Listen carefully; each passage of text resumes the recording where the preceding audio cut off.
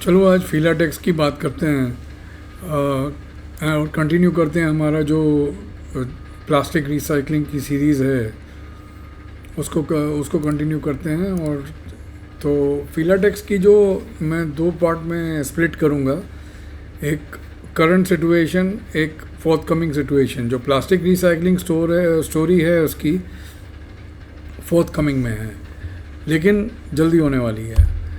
अभी पहले तो आप करंट सिचुएशन देख लीजिए। इसका चेयरमैन तो स्ट्रेट कह रहा है कि डोमेस्टिक डिमांड सबड्यूड है और बहुत कंपटीशन है चाइना से। ठीक है, तो that is a negative to start with. लेकिन how is the company combating this negative? अगर आप देखोगे कि इसकी जो सेल्स जो लास्ट ईयर थी 1069 करोड़ जून क्वार्टर में, और ये साल है 1054 करोड़। इसमें इन्होंने सेल्स तो सेम रही है, लेकिन इन्होंने मटेरियल की कॉस्ट बहुत कम की है, फ्रॉम 911 करोड़ टू 875 करोड़। और इन्होंने अदर एक्सपेंसेस 107 करोड़ से 95 करोड़ कर दिए हैं। तो विच मीन्स ये रिस्पॉन्ड कर रहे हैं, हाथ पैर मार रहे हैं और प्रॉफिटेबिलिटी बढ़ा रहे हैं एक्सपेंसेस कम करके, क्योंकि डिमांड सबड्यूड है। दूसरी अच्छी बात क्या है कि इनकी बोरोइंग कम हुई है। लास्ट ईयर इनकी थी 249 करोड़, अभी 195 करोड़ हो गई है।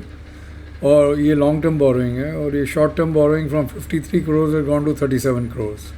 That is the positive development. And the positive is that ये कंपनी की जो ईयर आफ्टर ईयर, अगर आप लास्ट 10-11 साल देखोगे रेट्स पे, कि ये पॉजिटिव ऑपरेटिंग कैश जनरेट करते हैं, और ये अच्छी खासी कैश होती है which can be link to the profit after tax plus depreciation.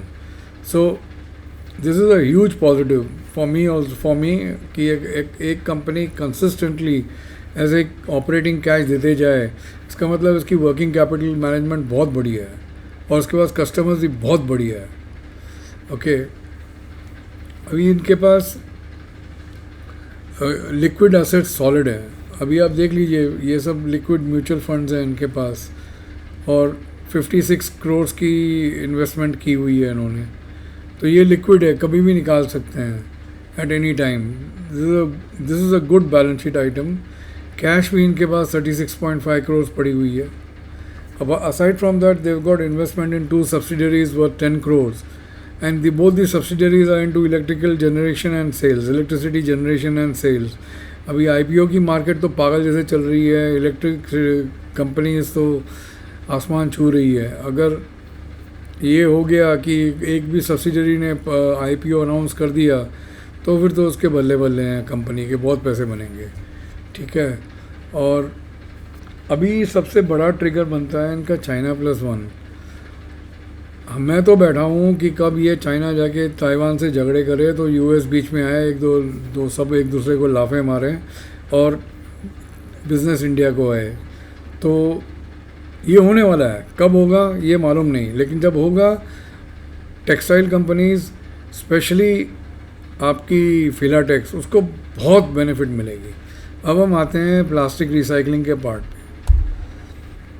ठीक है, अभी इनका जो 2-3 चीज़ें हैं आपको नोट करना है। इनका जो प्लास्टिक रिसाइकलिंग प्लांट आएगा दिसंबर 2025 में।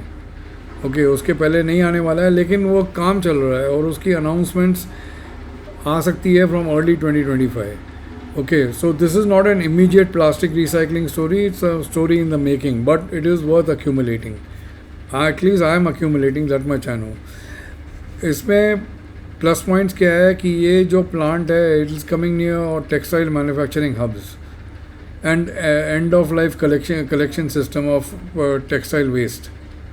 ओके, तो it is got proximity to both your it has got proximity to raw material, it has got proximity to customers, plus ये कैप्टिव कंजम्पशन करती है। अभी इसका जो कैपेसिटी है 26,250 का प्लास्टिक रिसाइकलिंग प्लांट बनाती है, ओके, पर एनम।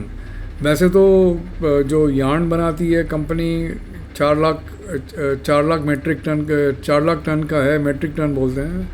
तो इसमें रिसाइकलिंग की तो स्टार्ट विथ 26,250। और बड़े में बड़ी पॉइंट क्या है कि इनकी इन हाउस टेक्नोलॉजी है। ये टेक्नोलॉजी अगर अभी तो फ़िलहाल ये लोग 1.5 to 2 टन्स करते हैं एवरी डे का क्या बोलते हैं इसको, प्रोडक्शन वेस्ट टू चिप्स का। लेकिन अगर ये टेक्नोलॉजी खुद की इसकी ज़बरदस्त चल गई ज़्यादा 26,000 टन पे, तो ये किधर भी लाइसेंस कर सकता है। तो it can become a very major player in the recycling business, not only in India, it can export its patents. Okay, 26,250 ton का इनका टोटल एक्सपांशन प्लान है 300 करोड़ का, जिसमें से 125 करोड़ जाएगा यार्न में, तो बाकी 175 करोड़ जा रहा है ये 26,000 टन के प्लांट में। ठीक है, तो उसमें टेक्नोलॉजी इनकी है, ये बहुत इंपॉर्टेंट पॉइंट है समझने को। एज अ बेंचमार्क मैंने कंपेयर कर दिया है कि इसके साथ गणेशा इकोस्फीयर के साथ इन लोग की 26 है, इनका 37,116 है एक्सक्लूडिंग कैप्टिव कंजम्पशन। अगर कैप्टिव कंजम्पशन गणेशा का आप डबल भी कर लो तो आप समझ लो कि फिलाटेक्स का उसका एटलीस्ट 1/3 या अराउंड 1/3 कैपेसिटी से स्टार्ट कर रहा है, which is a fantastic start. और EPS BPS सब बढ़िया है फिलाटेक्स का। गणेश का भी कुछ 8.91 EPS है, फिलाटेक्स का I am not sure but it's not far behind. मेरे को तो ये शेयर मैं अक्यूमुलेट कर रहा हूँ, मैं लॉन्ग हूँ तो मैं इंटरेस्टेड हूँ इसमें, लेकिन मेरे को लग रहा है कि इसका जो टेक ऑफ पॉइंट आएगा वो आइदर दिसंबर 2024 में स्टार्ट होएगा या उसके बाद स्टार्ट होएगा। तो this is a stock candidate for accumulation. That's it I have to say, and thank you for watching. Bye.